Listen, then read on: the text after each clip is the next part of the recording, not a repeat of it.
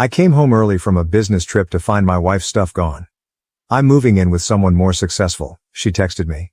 I didn't respond, just called my lawyer. 48 hours later, she realized she left with nothing. And my phone exploded with desperate calls. I still can't believe I'm typing this. 3 days ago my life was normal. Now I'm sitting in our half-empty bedroom, staring at bare closet spaces where my wife's clothes used to be, trying to make sense of everything. It started when I came home early from a business trip to Portland. The whole flight, I was actually excited because I'd managed to wrap up everything a day early and thought I'd surprise Dana. We'd been married for 4 years, together for 6, both 29 when we got hitched. Now I'm 32 and she's 31. The first weird thing I noticed was her car wasn't in the driveway. Not super unusual. She'd been going to the gym a lot lately. But when I opened our front door, something felt off. You know that feeling when you walk into your house and can just tell something's different? I called out her name, but the silence that answered back felt heavy. Walking into our bedroom, I froze. Her side of the closet was empty. Not messy empty like when she's trying on outfits, but methodically cleared out. Her jewelry box was gone. Her fancy skincare products had vanished from the bathroom counter. Even her stupid essential oil diffuser that always made the room smell like a Whole Foods was missing. My hands were shaking as I pulled out my phone to call her. Straight to voicemail. That's when the text came through. I can't do this anymore. I'm moving in with someone more successful. Someone who matches my ambitions. I'll have my lawyer contact you about the divorce. I sat on our bed, my bed now, I guess, for what felt like hours, thinking back over the last few months. The signs had been there, I just hadn't wanted to see them. She'd started making these little comments about my lack of drive, constantly comparing our life to her co-worker Christian's Instagram posts, his business trips to Dubai, his Tesla, his summer house. I'd try to remind her we were doing fine, building our life at our own pace, but she'd just get this look in her eyes, like she was staring at something disappointing. The gym membership at that fancy new place downtown. The sudden interest in luxury lifestyle YouTubers. The way she'd come home late from networking events smelling like expensive cologne. God, I'd been so blind. I didn't break down. Didn't trash the place. Didn't drunk dial her family. Instead, I did 3 things. Called my buddy Jared, who happens to be a divorce lawyer. Took photos and videos of everything, sent her 1 text. Noted, my lawyer will be in touch. Then I poured myself 2 fingers of whiskey. Opened my laptop, and started making lists. Bank accounts, credit cards, passwords, our lease, the joint phone plan, everything that needed to be dealt with. Her mom called around 8 p.m. I let it go to voicemail. Her sister Kira texted asking what happened. I didn't respond. A string of notifications from Dana started coming in around midnight. Apparently my lack of emotional breakdown wasn't the reaction she'd expected. Jeremy, please talk to me. You're being cold. I deserve better than this silent treatment. Christian says you're being manipulative by not responding. I turned off notifications and kept working. By 3 a.m. I had a clear picture of our finances and a solid to-do list for tomorrow. The apartment lease is in my name. The utilities too. She left her name on all our joint accounts though. Rookie mistake. It's weird. I always thought if something like this happened, I'd fall apart. But all I feel is this cold, focused clarity. Like watching a movie where you finally understand the plot twist that was obvious all along. Tomorrow I meet with Jared to start the divorce proceedings. I've already packed up the few photos of us that were still around. Changed the Netflix password. Ordered a new keypad for the front door. The funniest part. She left behind all her important documents. Birth certificate, passport, social security card, everything. They're in our fireproof safe, which she apparently forgot about in her rush to her new successful life. I'm sure that's going to be fun for her to deal with. I keep waiting to feel devastated. To break down and cry. To want to beg her to come back. But instead, I just feel ready to handle whatever comes next. I'll update when there are significant developments. Right now, I need to focus on protecting myself and handling this the right way. Thanks for reading, Reddit. Feels good to get this all out somewhere. Update. She's now blowing up my phone asking about her documents. Lawyer says don't respond to anything. Next update will probably be in a few days when things develop further. Update. First, thank you all for the overwhelming support on my last post. The past week has been surreal, and a lot has happened. I promised an update when things developed, so here we go. Remember how I mentioned Dana left all her important documents behind? That turned out to be just the tip of the iceberg. The day after my last post, I met with Jared, my lawyer friend, at his office. While we were going through everything, Dana's sister Kira called. I was about to ignore it, but Jared suggested I take it on speaker. Turns out, Kira had some interesting things to share. Jeremy, I'm so sorry, she started, her voice shaking. I should have warned you when I noticed the signs. She did the same thing to her ex before you. That got my attention. Dana had told me her previous relationship ended because her ex was emotionally unavailable. According to Kira, the reality was different. He was a regular guy working his way up, but Dana dumped him when she met someone with a fancier job title. That relationship lasted 3 months before the guy's success turned out to be mostly debt and leased cars. While Kira was talking, my phone buzzed with messages from Dana. I need my birth certificate for a new job. Where did you put my passport? Stop being petty and answer me. Christian says you're legally required to give me my documents. I showed the messages to Jared, who just smiled and shook his head. Turns out, I'm required to provide access to her documents through proper legal channels. But since she abandoned the residence without notice, we can require her to follow formal procedures to retrieve them. Everything has to go through lawyers now. The next bombshell dropped when Dana's mom called. I actually picked up this time, and she spent 20 minutes apologizing. Apparently, this pattern started in high school. Dana constantly trading up friends based on their parents' wealth or status. Her mom had hoped she'd grown out of it after meeting me, since I seemed to ground her. She's living in Christian's downtown apartment now, her mom said, sounding tired. The one he's always posting about on Instagram. It's a rental. His parents co-signed because his credit was too low. I spent the next few days getting my life in order. Changed all passwords and security questions. Froze our joint credit cards, legally, leaving her portion of the accounts accessible. Switched the utilities solely to my name. Changed the locks and door codes. Started documenting everything for the divorce proceedings. Then came the social media storm. Dana had been posting these perfectly staged photos in Christian's apartment, all #blessed and living my best life. But reality was creeping in through the cracks. She couldn't access her old accounts because they were linked to an email password she'd forgotten. Couldn't get her documents for the new job she'd lined up. Christian's apartment might look great on Instagram, but according to Kira, it's mostly staged with rental furniture. The real kicker came yesterday. Remember that fancy gym membership? Turns out it was on our joint credit card, which is now frozen. Her Instagram stories went from morning workout selfies to long rants about toxic people using money to control others. The irony would be funny if it wasn't so sad. I got a text from an unknown number, Christian himself. Man, you need to be reasonable here. Just give her the documents and stop being difficult. This is beneath you. I forwarded it to Jared without responding. He's documenting everything for the divorce proceedings. Apparently, her leaving without notice and admitting to moving in with someone else in writing makes this pretty straightforward. This morning, I came back from my morning run to find Dana sitting on the front steps. She'd been crying, mascara everywhere. I walked past her, went inside, and called Jared. He advised me to send one text. All communication must go through legal representatives. Contact information has been provided. She sat out there for 2 hours, alternating between crying and angry texting. I kept the security camera recording and went about my day. Finally, she left when her phone died. I'm not going to lie. Part of me feels satisfied seeing her perfect exit strategy crumbling. But mostly, I just feel tired. Tired of the drama, tired of the games, tired of realizing our whole relationship might have been her settling while waiting for something better. Tonight, I ordered takeout, opened a beer and started packing up the last of her things for when her lawyer eventually contacts me. Found her old journal from when we first started dating. Didn't read it, just added it to the box. Whatever version of her wrote in that journal doesn't exist anymore, if she ever did. Edit. Since many are asking, no, I haven't touched any of her documents. They're exactly where they've always been, safe and secure. Everything will be handled properly through legal channels. Update. Her lawyer finally reached out.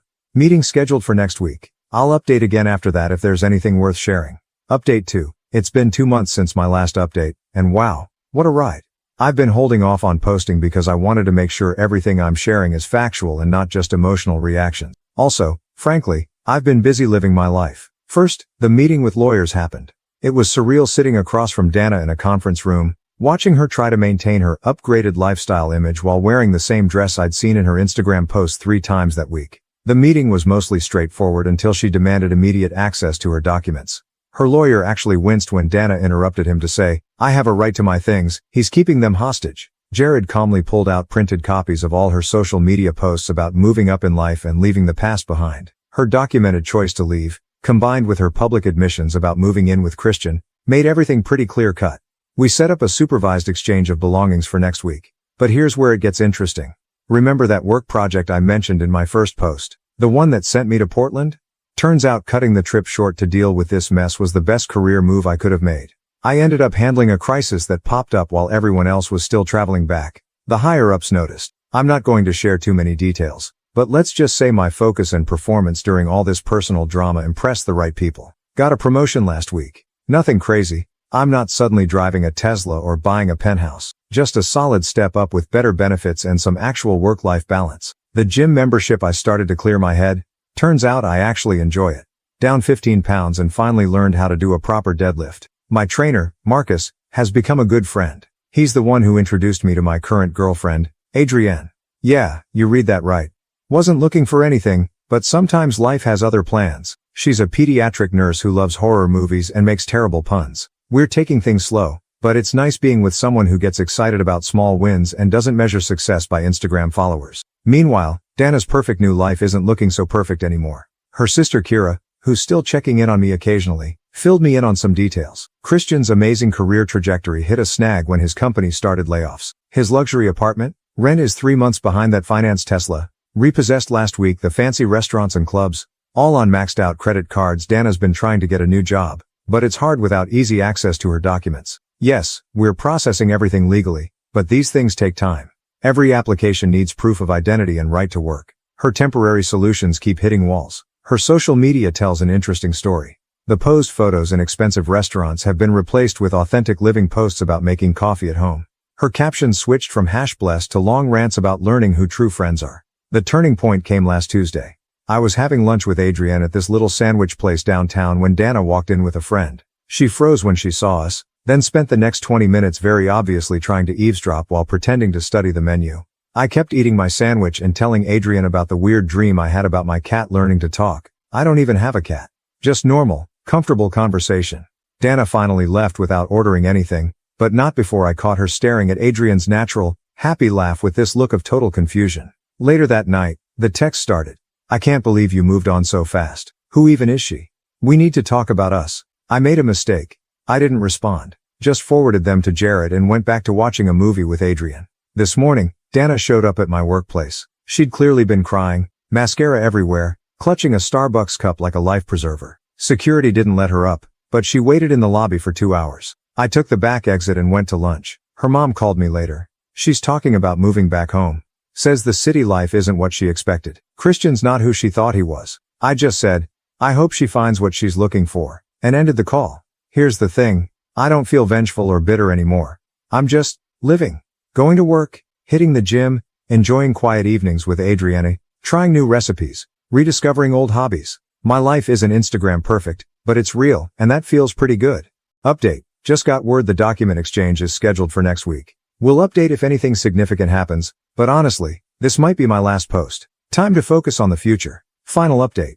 I wasn't planning to post again, but after what happened at the document exchange yesterday, I need to get this off my chest. Buckle up, because this is one hell of a finale. The exchange was scheduled for 2 p.m. at Jared's office. I arrived early with a neatly packed box of Dana's remaining belongings and all her documents. Adrienne offered to come for support, but I told her to skip the drama and meet me for dinner instead. At 2:15, Dana stormed in without her lawyer. Christian trailed behind her, trying to look important in a wrinkled suit that still had the rental tags partially visible under the collar. Jared immediately called Dana's lawyer, who said he was unaware of any meeting today. Red flag number 1. Just give me my stuff, Dana snapped, reaching for the box. Jared smoothly intercepted, explaining we needed her lawyer present. That's when she lost it.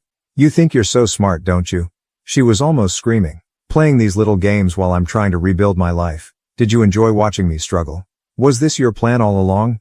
I kept my voice level. No plan. Just consequences. Christian stepped forward, puffing up his chest. You're just jealous because she upgraded. Some of us actually have ambition. That's why your Tesla got repossessed. The words slipped out before I could stop them. Probably shouldn't have said that. But hey, I'm human. Dana's face went red.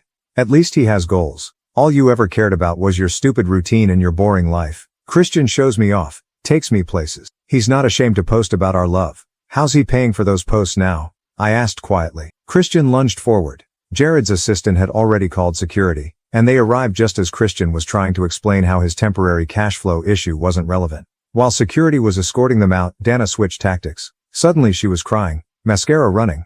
Jeremy, please. I made a mistake. I miss our life. I miss you. Christian's apartment is being foreclosed. I have nowhere to go. Should have thought about that before moving in with someone more successful. I replied, quoting her text from 3 months ago. She exploded again. You heartless bastard. I gave you the best years of my life. I could have had anyone, but I settled for you. That's why I'm letting you go, I said. So you don't have to settle anymore. Security finally managed to get them out. Through the glass doors, I could see them arguing in the parking lot. Christian was gesturing wildly, his rental suit getting more wrinkled by the second. Dana was alternating between screaming at him and trying to get back into the building. Later that evening, the texts started flooding in. You've changed. You're not the man I married. That nurse has ruined you. My mother says you're being cruel. Christian says this is financial abuse. I'm going to tell everyone what you did to me. I forwarded them all to Jared without responding. Then I turned off my phone and went to meet Adrian for dinner. She could tell something was up, but instead of pushing, she just squeezed my hand and started telling me about the ridiculous thing her cat did that morning. Around midnight, Kira called. Apparently, Dana and Christian had a massive fight outside his apartment. His credit cards were all declined at some fancy restaurant, and she had to call their parents for money to get home.